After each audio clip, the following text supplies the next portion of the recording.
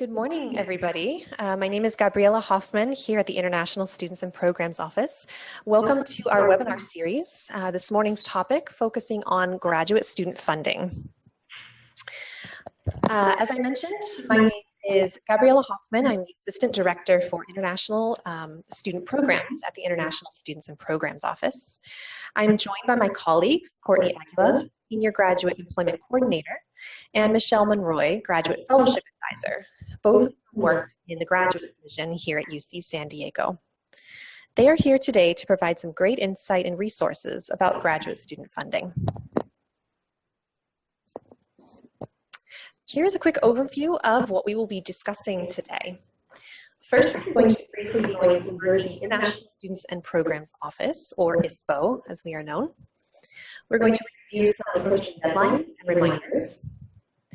Then we're going to go into the introduction to graduate student financial support. Then we will review fellowship, employment, and then at the very end, we'll leave about 15 to 20 minutes for question and answer time with both Michelle and Courtney, myself. I do ask that you save your questions to the end of the presentation so that you can hear the full presentation. Some of what you might be wondering about might be covered in the presentation. Do also know that we will be asking some questions that come through out loud so that the whole audience can benefit from the answers that we're giving. We won't be reviewing names or anything like that, but we will be answering certain questions out loud. Before we get going, I will briefly just kind of go over the Zoom control panel that you all have. So if you would like to submit a question, you can send it through the Q&A button on your control panel, and it will be sent privately to the presenters and the panelists. Again, all of us will stay online for about 15 to 20 minutes after the webinar completion to answer questions that come through. Okay, so now for a little bit of information about the International Students and Programs Office for those of you who haven't joined one of these webinars before. So the International Students and Programs Office, or ISPO, we are here to assist international students from the very start. Our office is made up of 20 professional staff and 10 student staff to support you throughout your entire time at UC San Diego. Specifically, ISPO provides pre-arrival information and orientation for new international students, as well as immigration advising services for you and your family throughout the entirety of your program here. You can come to us if you have any questions regarding your international student visa and status. In addition, we offer a variety of cross-cultural programs and activities for all students at UCSD. We are located in the center of campus, so we are quite easy to find. We offer walk-in and scheduled appointments year-round, including the summertime, so please come by and meet with us when you arrive. Now for a little bit of information, just a student snapshot of the student population here at UC San Diego. UC San Diego is home to over 8,000 international students, which is 23% of the overall student population. All international students are served by the International Students and Programs Office before they arrive, during their studies, and up to 3 years after graduation, if they decide to pursue post-completion work authorization. When looking specifically at our graduate student population, international students number at over 3,000 out of a total of just over 5,500 graduate students overall. As you can see, the top 5 areas of study our international students pursue at the graduate level are computer science, finance, mechanical engineering, material science and engineering, and electrical and computer engineering. UC San Diego and ISPO is proud to host such a vibrant and talented community of international students. Before we get into the presentation, just briefly here, I want to go over some important deadlines and reminders that are coming up. Do know that the iPortal, this is the system to request your visa documents to come to UC San Diego, is still open and live. So if you have not requested your visa documents, please do so now. Visa appointments do book up very quickly over the summer months, so we recommend that you get this started. We will process your paperwork within 15 business days, so be mindful of the timeline to make sure you get your visa documents in time.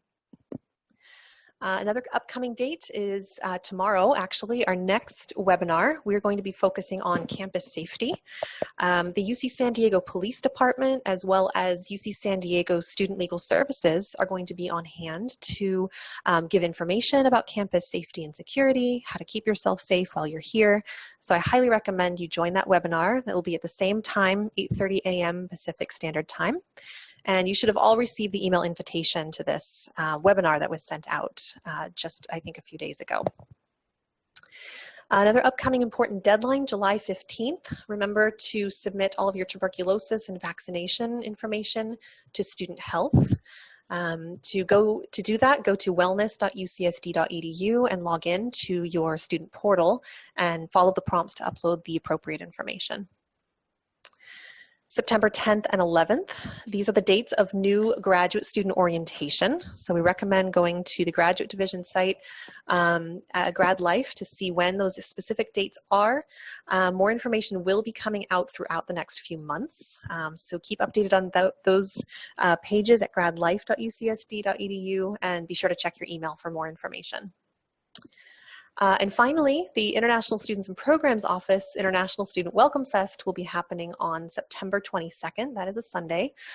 So hoping you can join us for that celebration. More information will be posted on iorientation.ucsd.edu very soon. Okay, so now I'm going to go ahead and hand it over to my colleagues to begin the presentation about graduate student financial support.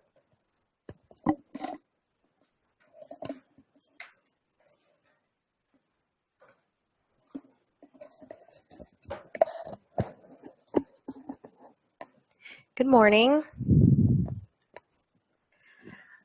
My name is Courtney Aguila, and I am the Senior Graduate Employment Coordinator in the Graduate Division.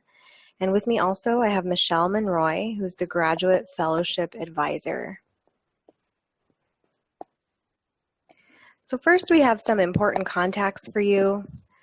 The Graduate Coordinator in your department will be able to answer most of your questions regarding your merit-based financial support and academic employment. However, there are also staff members in Graduate Division who can assist you with your questions. First, we have Shar Rauk, who is the Director of Graduate Financial Support. She can assist with merit-based financial support and academic employment policies and procedures, including pre- and post-award administration, some long-term financial support planning and analysis, and financial support advising. And we've listed contact information for each person here for you. Next is myself. I can assist with student academic appointments for students with last names A through L. Graduate student researcher tuition and fee remission programs, academic appointment policies and policy exceptions, and support eligibility. Next, we have Tanya Reese, who's the Graduate Fellowship Supervisor. She handles National Science Foundation administration, federal traineeships, stipends, and tuition and fee payments. Next, Michelle Monroy, the Grad Fellowship Advisor, who can handle extramural fellowship application advising, including American Heart Association, Fulbright, and NIH.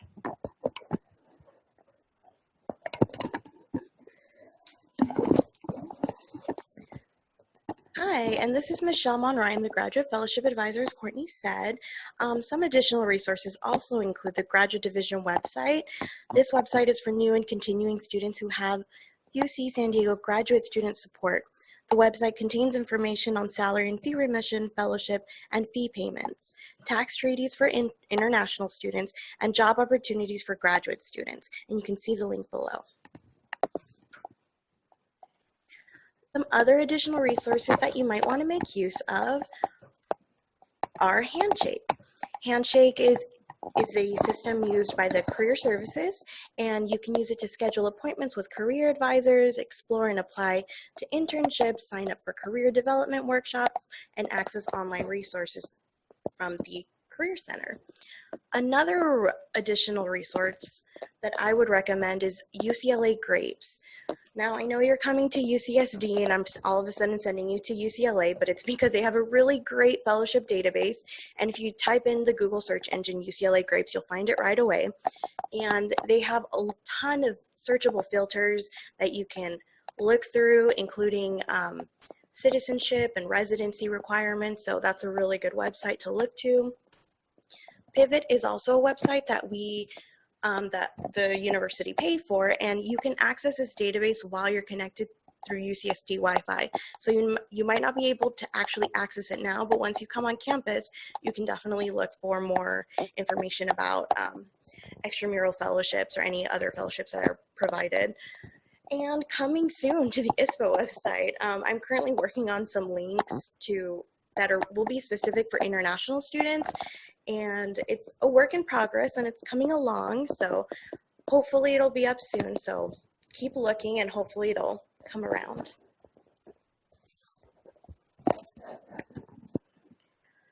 Next, we're going to talk about the roles and responsibilities of you and your home department.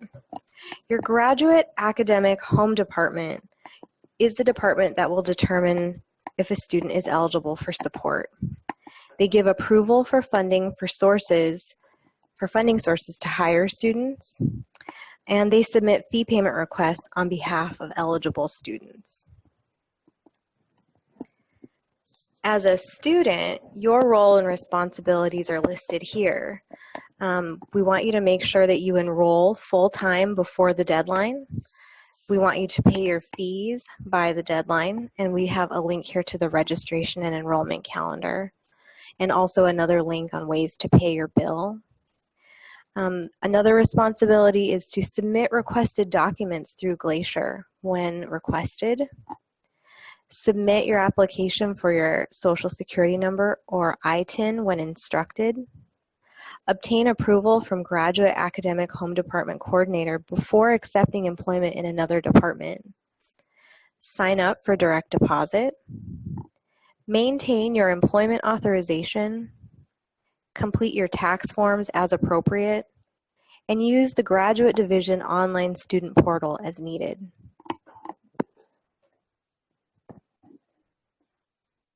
So now we're going to dip again into fellowships, and I wanted to talk to you guys a little bit about what the differences are when it comes to fellowships.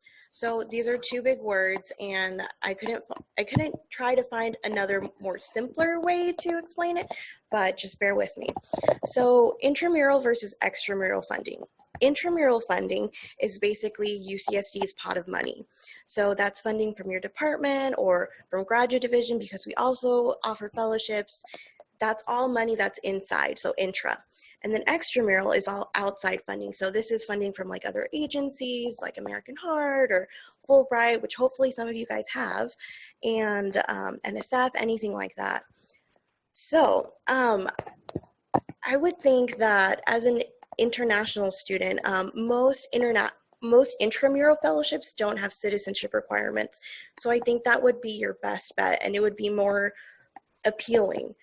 So the way that you would try to find out about intramural fellowships is talking to your department coordinator. They are a very important contact, and they will be the very important person for the next 5 to 6 years in your life. So I would talk to your grad coordinator and also a professor that you meet, and just ask them if they know of any fellowships that are offered by the department or graduate division or have any kind of nomination process. They would be able to help you. Also, your graduate coordinator will have more information about discipline-specific opportunities. So if you ask them like, hey, what are the usual fellowships that international students apply for in this department? They should be able to help share that with you. And many extramural fellowships, they do have citizenship and residency requirements, but there's still opportunities out there, and hopefully if you take a look at the UCLA Grapes website, you'll be able to find some of them. Now, for the next slide, we'll be looking at fellowship keywords. So one of the most difficult things when you're looking for fellowships, you're just thinking, I need money, and I hear you, everyone does. So one of the things that you want to narrow down is, what are you searching for? What do you need to fund? Are you looking for tuition and fees? Are you looking to research abroad, a stipend, dissertation funding? What is the money specifically that you need to go to? Like, what do you need to fund? So these keywords will help guide your search in the right direction. Also, another thing to consider when you're thinking about keywords is consider where you are on your degree track. Are you still pre-doctoral? How many more years to completion? Have you advanced to candidacy? Are you in the dissertation stage of your application? Are you doing a dissertation completion? So just think about where you are in that trajectory. Also think about what type of award you're looking for. Is it travel specific? Are you looking for training? Are you doing your own research, or just general scholarships, which are basically merit-based?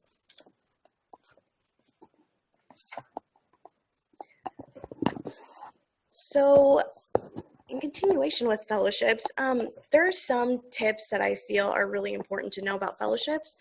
So one thing is to read the whole announcement.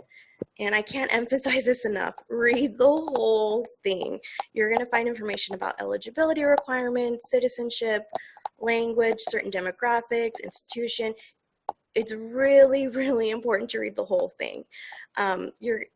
I promise you hopefully won't regret it. So definitely check the application components that you'll find in the program announcement. Think about how many people are going to need to be involved with your application. Do you need letters of recommendation, letters of affiliation? Do you need a language test? Who will need to provide your letters of eligibility? Who should sign? And another little caveat in applying for fellowships is, does your application need to be processed by an on-campus office?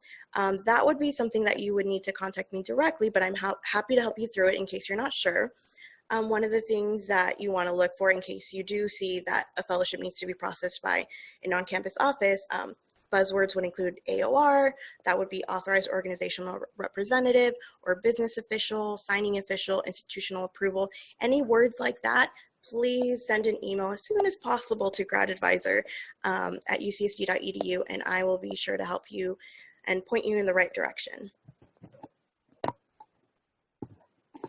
And one last tidbit for me, these are just a couple of fellowship opportunities to kind of have in the back of your mind as you come here, and just think about them. The Chancellor's Interdisciplinary Collaboratories, that is a chance for small groups on campus that usually wouldn't work together to come together. So somebody from like the visual arts and somebody from electrical engineering to come up with a proposal and include faculty and fund this research that you're going to do. You do have to be at least a second year for this to apply to this, but it is something to just start thinking about. There's also the dissertation year fellowship. That would be something that you apply for later on, but that is something that Graduate Division offers. There's also an application called the Friends of International Center. That would also be an application that you talk to your graduate coordinator about. Look for this application sometime in January of next year, but it's good to just think about and know about it now. There's also the Graduate Fellowship Initiative, and I feel like this is really important because if you have secured some kind of extramural funding that maybe only provides a stipend, the Graduate Fellowship Initiative would help provide the funding for tuition and fees. Now, there is a whole internal process that you would need to involve your graduate coordinator again, but it's something to keep in mind that that's something that Graduate Division offers. So if you have a fellowship that provides a stipend but doesn't cover your tuition and fees, that might be something that you want to look at. There's also a fellowship called the Guru Gobind Singh Fellowship. That's usually a fellowship that is for Indian students who are coming from India in a very specific region. There's maps that are attending a UC campus. So that's a very specific opportunity for any students that are coming from India. There's also the Paul and Daisy Soros Fellowship for New Americans.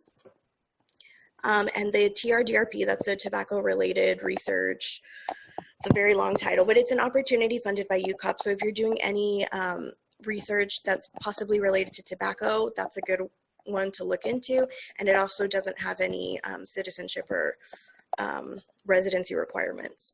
And again, I think a word of advice would be to definitely try looking for opportunities in your home country. See if the government has any fellowships or funding opportunities available to you, because that also might be a very good resource for you. All right, so now we're going to talk a little bit about employment. So academic employment is divided into two kind of big broad categories. Graduate student researchers and what we refer to as academic student employees. So graduate student researchers may be appointed up to 49.99% during the academic months and 100% during the summer with home department approval, and these students are paid monthly. Associates, teaching assistants, readers, and tutors may also be appointed up to 50% during the academic months and 100% during the summer months with home department approval. These students are mostly paid monthly, with the exception of readers and tutors who are paid bi-weekly, generally speaking. You want to check with your graduate coordinator for employment opportunities. Oftentimes, especially with associates, teaching assistants, readerships, and tutorships, they have the most complete information on those appointments. You can also check the job opportunities brochure that the Graduate Division publishes right around this time every year. And be sure to review the requirements for international graduate student employment.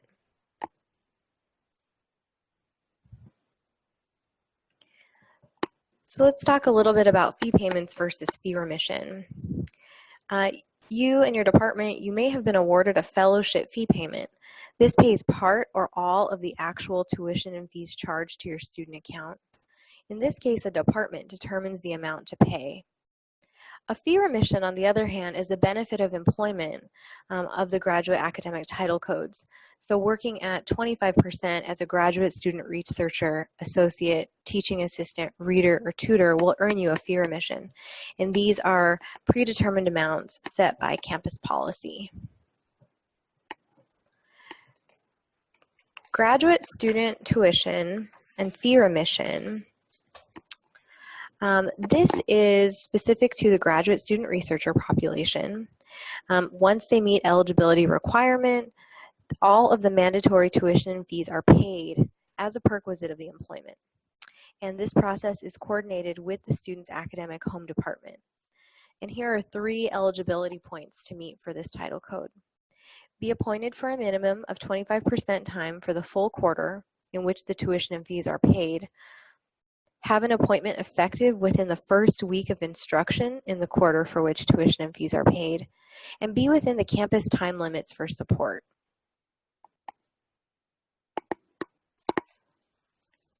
Now we talk about ASE fee remission. So this fee remission is specific to the associates, teaching assistants, readers, and tutors. An ASE appointed at 25% time or more for the entire quarter are eligible for the partial fee remission. This covers tuition, student services fees, health insurance, and $100 towards other campus fees. We have a link on our website with a nice chart that breaks out the fees and what they cover. The student's academic home department is also responsible for submitting fee payment requests on behalf of the student.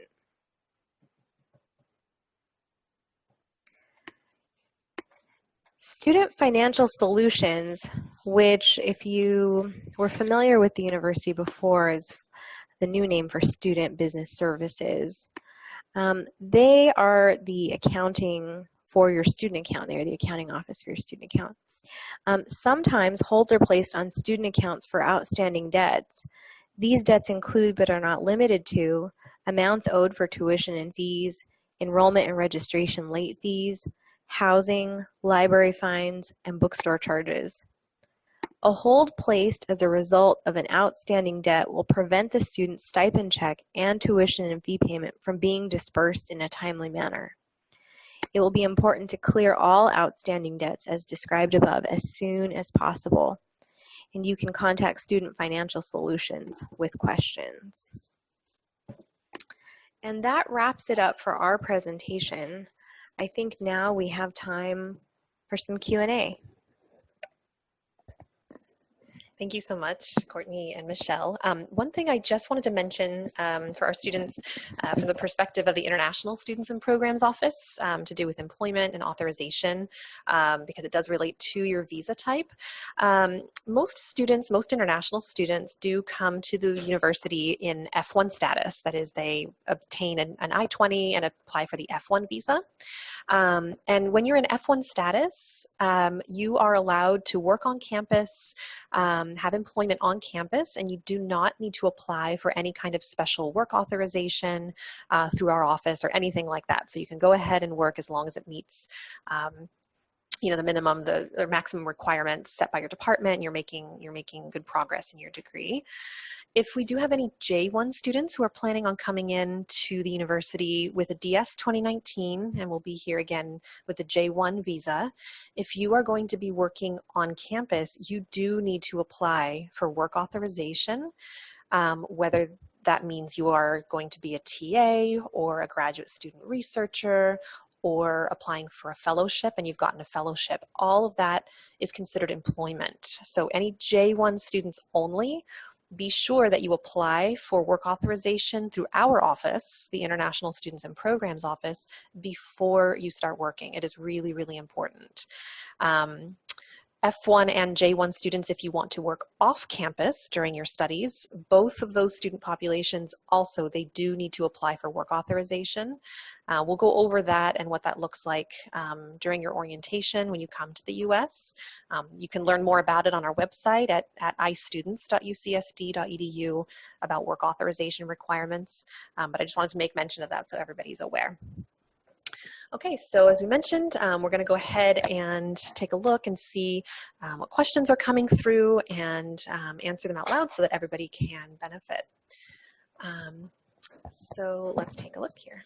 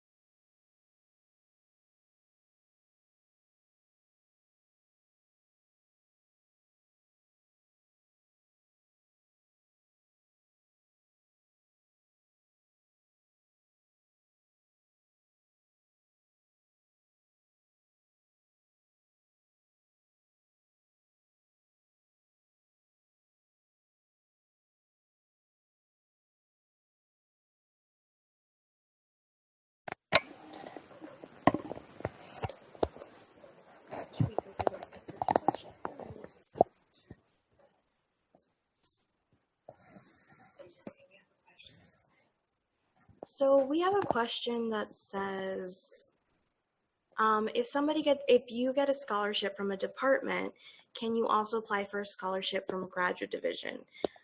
Short answer to this question is yes, but definitely talk to your department coordinator so that they can help you a little bit more with this. But yes, you definitely can.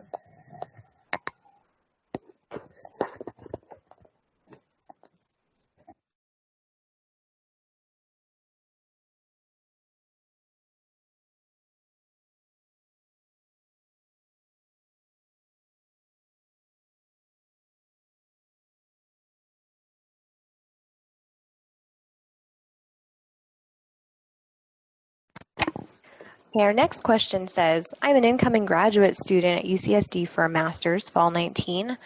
Wanted to know, what are the other part-time opportunities on campus for students apart from the TA and RA? This is a good question. Earlier in the presentation, we mentioned Handshake. This is where you can find kind of that other on-campus other on-campus employment opportunities. Positions like being in the bookstore, working for housing and dining services, working at the library, becoming a student employee in one of the administrative offices, or a lab assistant in one of the research labs. Handshake is going to be your best bet for that.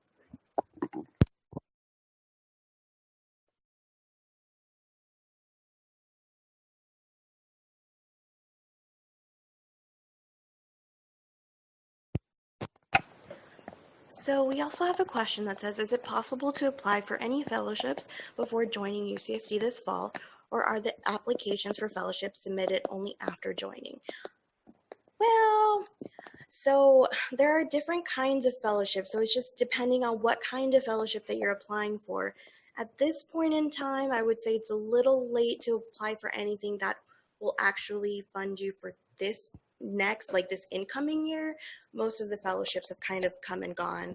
So you can start looking for fellowships for next year, but I think at this point, you would maybe try to look for anything extramural. So that would be like anything in the UCLA Grapes database. That might be your best bet of looking. But I think for anything UCSD specific, I think it's a little late in the year to be applying for those. All right, the next question, how can I find the contact information for my graduate coordinator? This, each department is a little different in where they post the information. I would say across the board though, go to the website of your specific academic home department and look in the drop-down that says about, and usually there's a contact list. You may not be able to find the name of the specific coordinator, but you will get an email for the intake advisor or an academic advisor who can direct you. All right, the next question is, how early is it possible to start working for on-campus employment on F1 status? Do I need to wait for the quarter to be completed before starting? The answer is no. If your department makes you an offer, you with the F1 status are eligible to come onto campus 30 days ahead, and at that point you can start working. We have a requirement that you're not able to actually start working until you complete some new hire paperwork, and so you can't do the new hire paperwork until you're here on campus, and so the short answer is 30 days ahead. This is specific to, say, like a graduate student researcher, any of that part-time campus employment, a readership, a tutorship. For an associate and a teaching assistant, we want your academic program to have already begun. So in those cases, you're looking at not beginning employment until the first day of the quarter. All right, the next question I see is it advisable to start contacting the professor asking for RA or TA positions right now, or should we wait until the first quarter is completed? This is another one that is pretty department specific. If your department has made you an offer and you have an offer letter that guarantees employment, then in that case I would say it's okay to wait until you get here. You'll be assigned something probably right at the beginning of the quarter. If you have not been offered employment already and you are interested in working on campus, then I would say definitely reach out to your graduate home department coordinator and ask what the process is in your department for obtaining academic employment. Otherwise, you can go right to Handshake or any of the other resources that we listed for you and do a search there. Okay, the next question, are we allowed to be working at part-time jobs provided at jobs.ucsd.edu? So if you are a student here, we do not allow students to enter into staff career titles. So the jobs that are listed in jobs.ucsd.edu are really intended for full-time career staff, which as a student you would not be eligible for.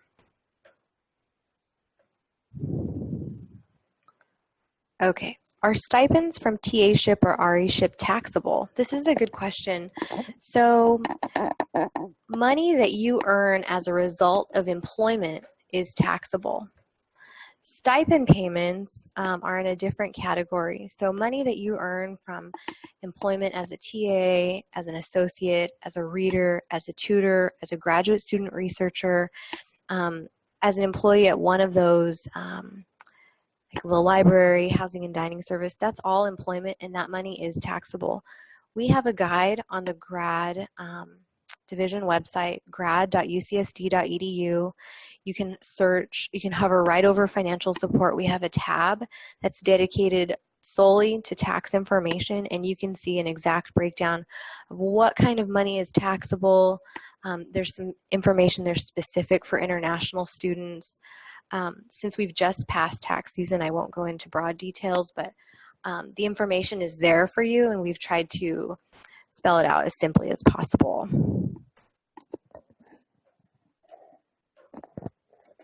There's a question here about whether it's okay to apply for a fellowship in your home country after getting your visa due to the changes that it would make on your I-20 or your DS 2019 document in terms of the funding source. So this is not a problem. Let's say you've applied for your visa, you've been given your visa already, you showed that your funding source was, for example, coming from a family source or personal funds. On that visa application, you get the visa based on that information, and then let's say a month later, you get a fellowship. That's okay. What we would recommend is you just get in touch with our office so that we can update your document to reflect the most current source of funding, but it does not affect your visa stamp in your passport. It does not affect you coming into the United States. We just want to make sure that the information is up to date in the student and exchange visitor information system. So that's fine. Just let us know if that happens.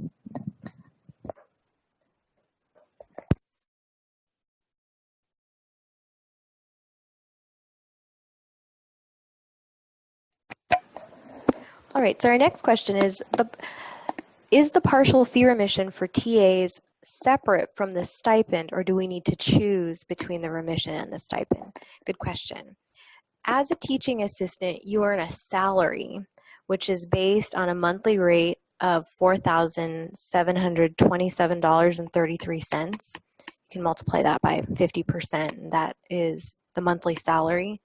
This is separate from what you will earn as a benefit of employment in that partial fee remission. So you will receive a paycheck every month, and then separate from that, you will see on your student account a credit for your tuition and fees in the amounts that's covered by the ASC partial fee remission.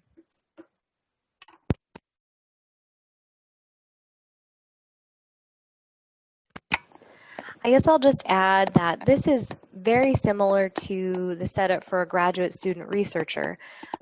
Each department has a different monthly rate that they pay their student researchers. And so you will receive a paycheck every month, direct deposit or check. And then separate from that, you'll see a credit to your student account for the fee remission.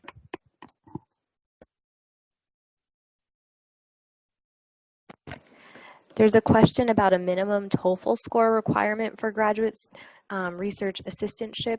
TOEFL scores are going to be covered in an upcoming ISPO webinar, so I will defer this question and pass it along to the next set of presenters. So if you attend that webinar, keep an ear out for that answer. Just a follow-up question to that fee remission question. Does it apply to readers in GSRTF? Yes, if you're asking about the salary versus the fee remission, yes, you always get a salary as a paycheck, and the tuition and fee remission is an additional benefit for you.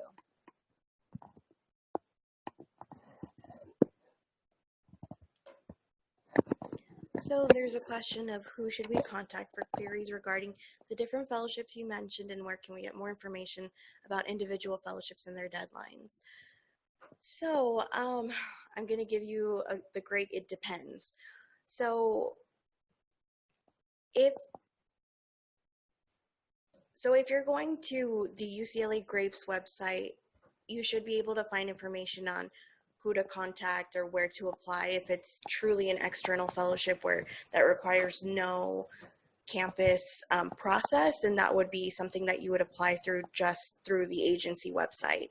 If it's a website that's intramural, so again, that's UCSD's pot of money, then you could likely reach out to me by email, gradadvisor@ucsd.edu, and I should be able to help point you in the right direction.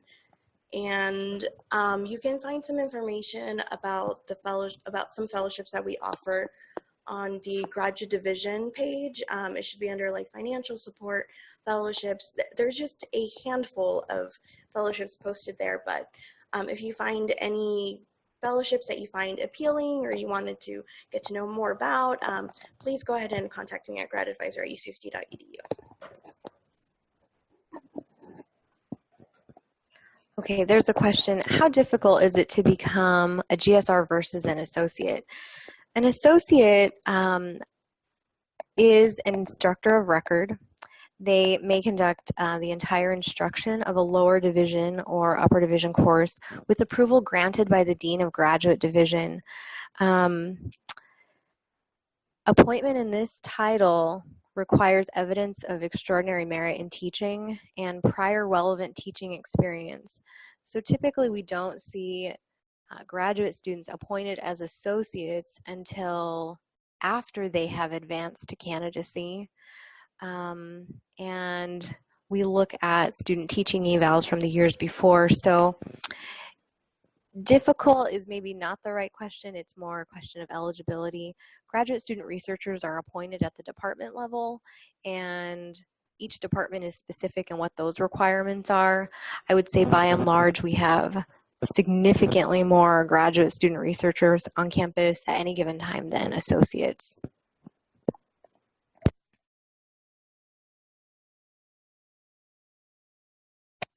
We just had a question about whether the presentation will be available, because I know there were a lot of really great links that were included here that I'm sure you'll all want to go back and look at. Yes, these slides will be made available. The recording of the presentation will be made available and will be sent to all participants later this week.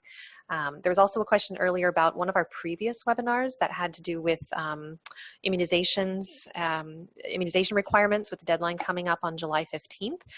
That was a recorded webinar. The recording is no longer live, but the slides are still available that provide the same information. That information will be sent out to all participants as well so that they can go back and access that information.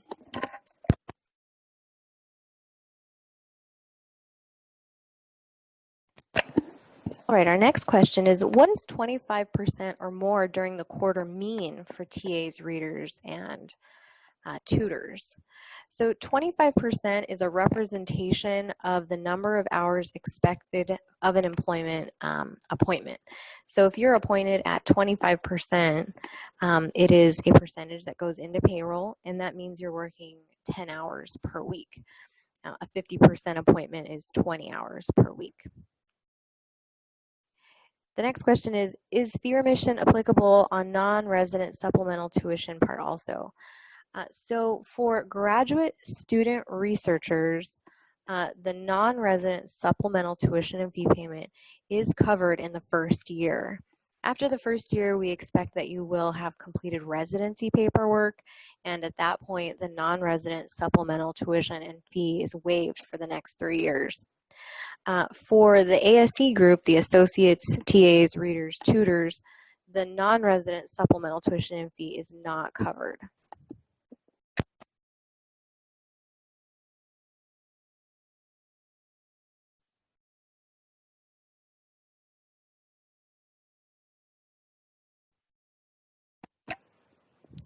We have another question. Are master students eligible for graduate student researcher positions, or are those just reserved for doctoral students?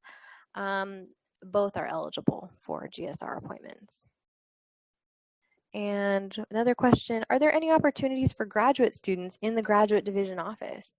There are some appointments every year in the graduate division office. We post them on Handshake, and they're available there for viewing as they open.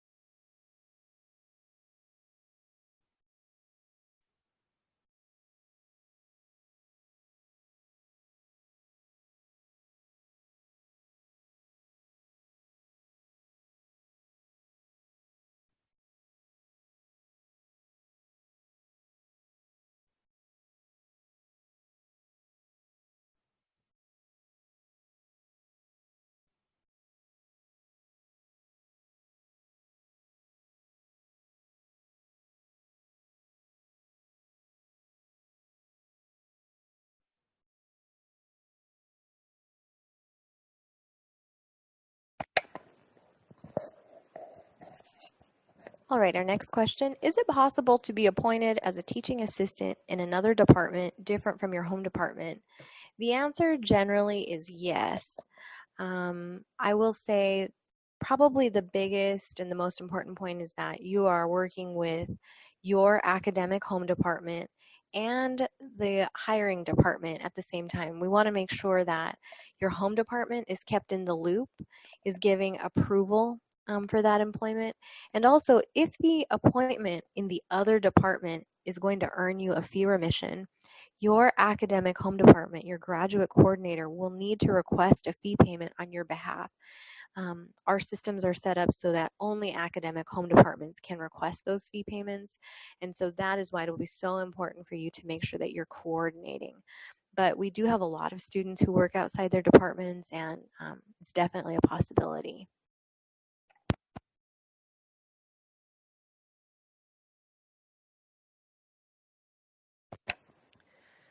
Okay, we're going to go ahead and wrap it up. I want to thank you all for your great questions. I hope this is a helpful webinar. As you're going through the webinar, if you're able to view the recording, if you have any other questions that come up, please do feel free to contact us.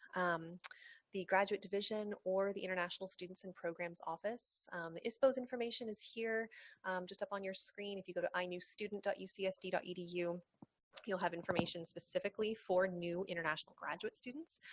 We do have links there that go out to the Graduate Division as well. So we encourage you to ask those questions and be prepared before you come to UCSD. So thank you again. I really appreciate your time and hope that this was helpful. And we hope to see you at our next webinar soon. Thank you.